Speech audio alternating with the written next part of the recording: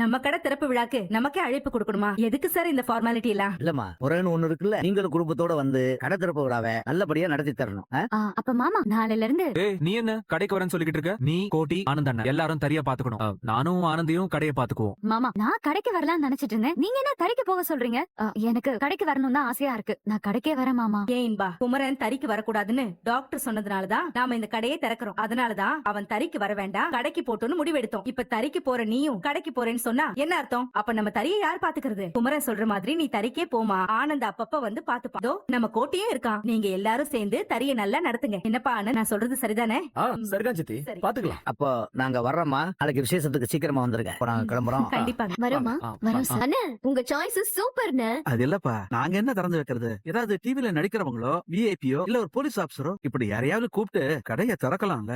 அதான் சொல்லிட்டேன்லப்பா, எங்களை பொறுத்த வரைக்கும் நீங்க தான் சீஃப் கெஸ்ட். நீங்க 4 பேரும் சேர்ந்து கடையை திறந்து எங்களை வாழ்த்துங்க. அது போதும் எங்களுக்கு. குமாரா, ஆ? எங்களுக்கு பிடிச்ச மாதிரி உங்க அம்மாவுக்கு ஒரு புடவையும் எனக்கு ஒரு வேட்டி சட்டையும் எடுத்துட்டோம்பா. இந்தப்பா பில்லு போடு. கொடுங்க. 3550 ரூபாப்பா. ஆனந்த், குமரன், நீங்க 2 பேரும் ஆரம்பிக்கிற இந்த ஸ்தாபனம் உங்க 2 பேர் வாழ்க்கையிலையும் உங்க பெரிய லெவலுக்கு கூட்டு போகணும் அப்படின்னு நான் வாழ்த்துறேன். தேங்க்ஸ். நன்றி